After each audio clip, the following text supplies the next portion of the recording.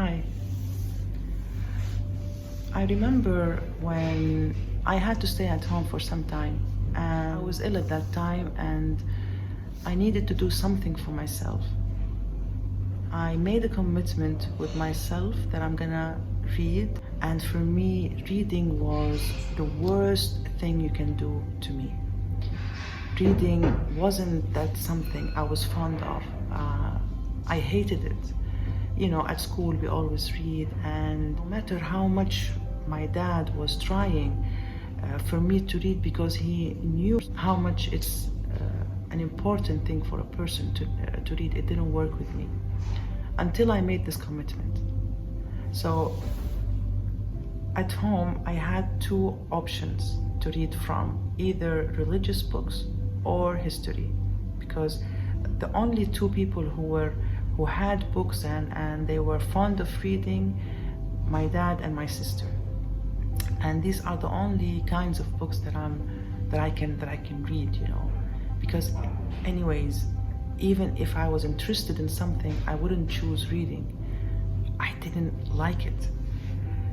So after this commitment, I started reading, and I found a new whole world about religion and about other religions and how to respect the other. And they were like religion, science, more than following rules.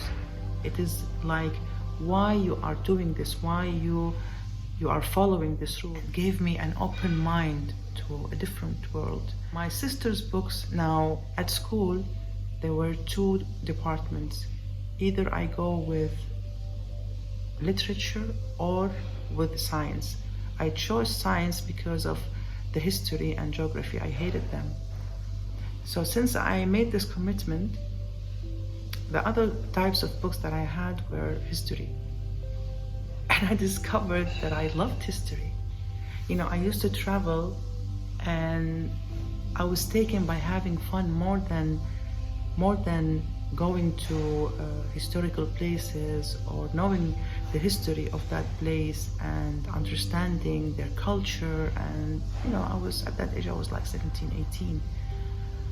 And when I started reading about history, it was amazing. I knew about the pharaohs and Egypt, and we used to go there for just being with friends and sleeping the whole day, partying all night, and it was a totally different perspective that I had after reading the books. Now, wherever I go, I want to go to historical places. I had this cruise going to Oxford and Aswan,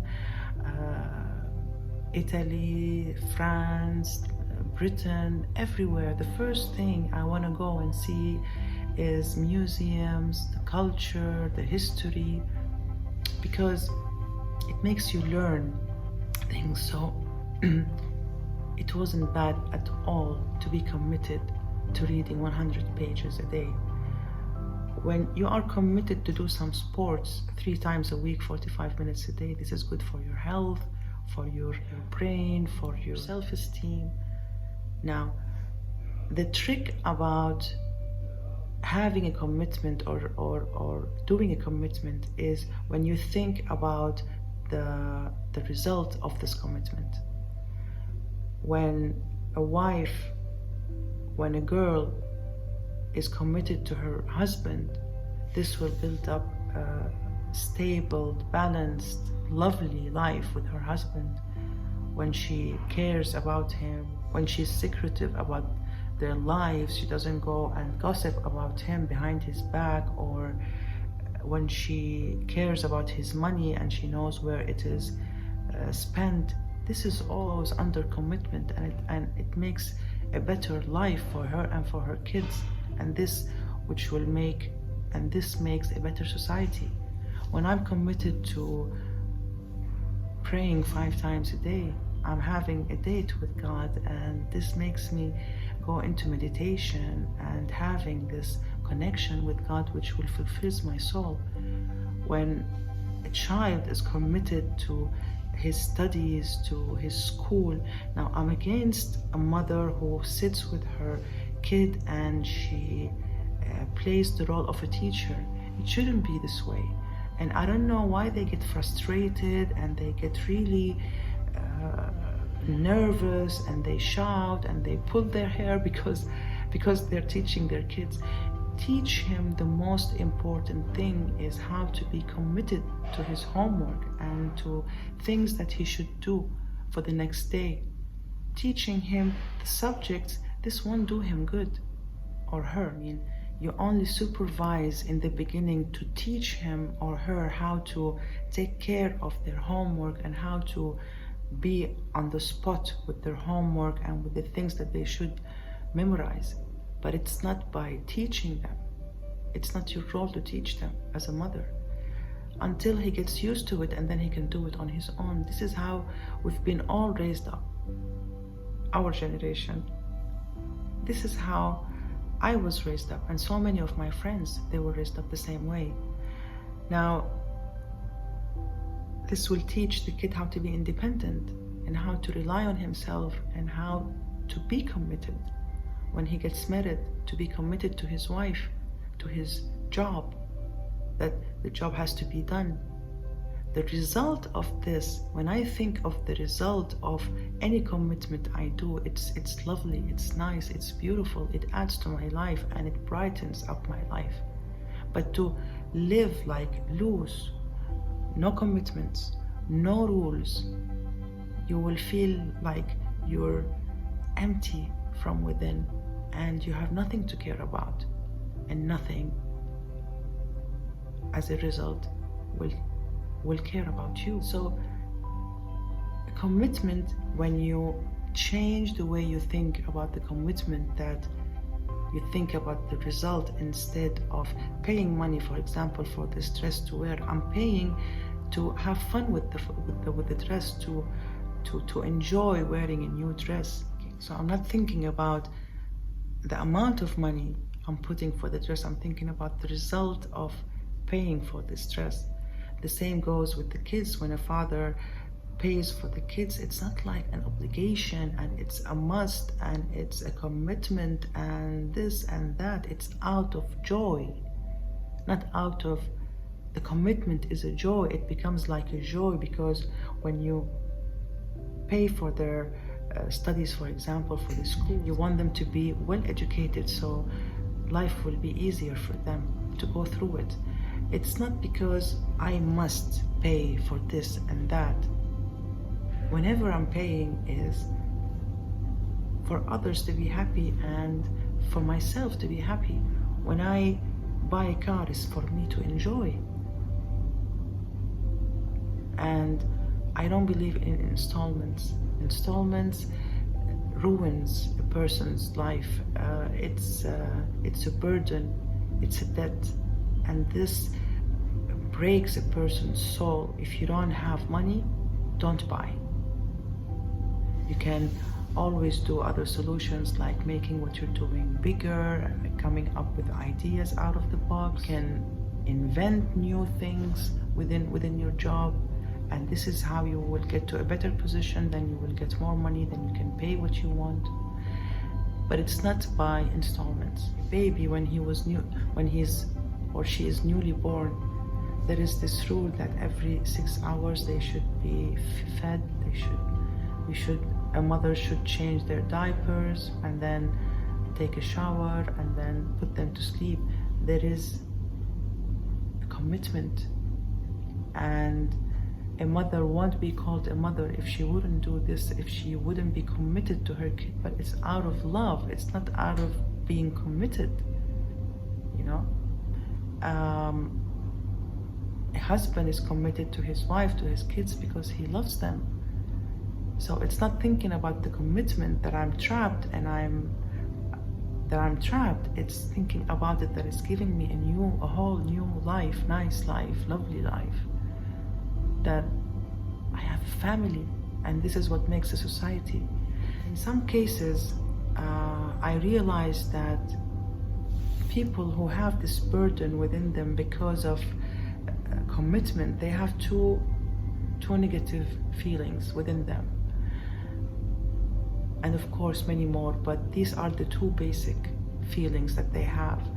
One is overjoy. Overjoy, it means that you want to explode. So that's why you find them partying all the time, doing drugs, drinking alcohol. It's because of feeling that they are always committed, and they feel this guilt feeling that they try to ignore it by doing these things.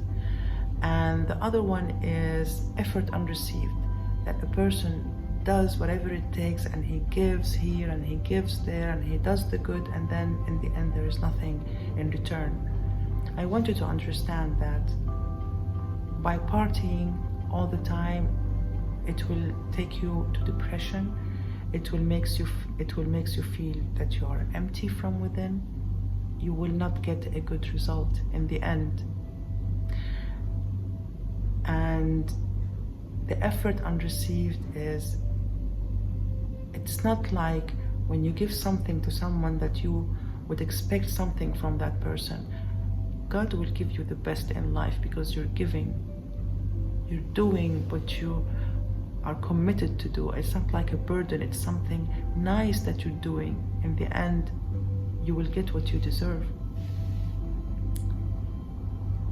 When I'm in a job and I look at the other, he got promoted, or he went to a place because the same place that I wanted to be moved to, and it didn't happen to me.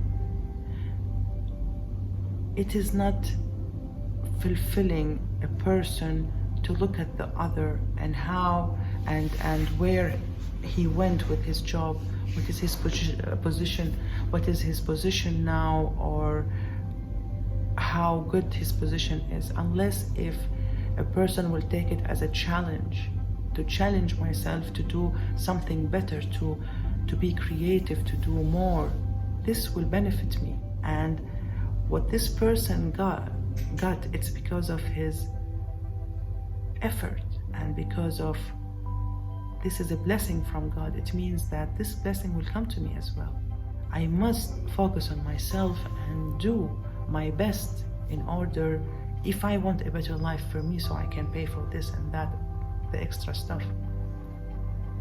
So I can pay for this and that, but it's not by monitoring on the other what he's doing or what she's doing.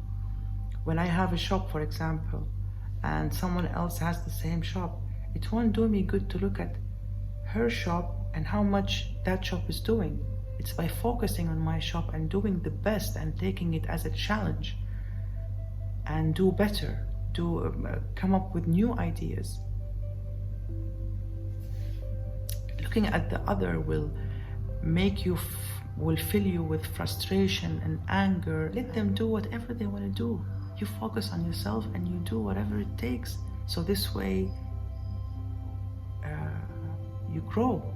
This way your personality, your job, your mentality, everything will grow. And this is the meaning of life, is to grow. A woman is not stuck when she loves her husband and she's committed to him. The same goes for the husband. When he's loyal to his wife, it's not being stuck. We always think new things. It doesn't have to be like what society thinks. If a person thinks that everything would go through connection, it's not true. It's true. I believe in myself. I do my homework, and I go and I present my CV, and everything will be fine. So it is definitely there will be result. When you are committed, is to think about the result, not to think about how you do it. How I do it with joy, because the result is nice.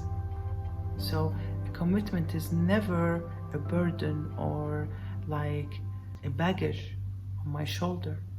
It's something that I'm enjoying, and it's because the result is a joy. So I will be enthusiastic, to do whatever it takes in order to have a good result in my life, in order to have what I want. I want to be in a good health. I don't want to get sick. I want to have a nice body. I want to be calm. This is all goes under meditation, sports, cannot just be loose and just eat without thinking and just sitting around doing nothing, not doing sports, and then what is then? Is this a kind of life a person want to live? With commitment, will live happily. And it's not like when someone thinks that it's hard for me to get up and go and do exercise, and in the beginning it will be like this, but then you will get used to it and you will be looking forward to it. I still remember the commitment I did at that time and how a turning point was in my life. Different vision to life and different point of view, and this is how we grow.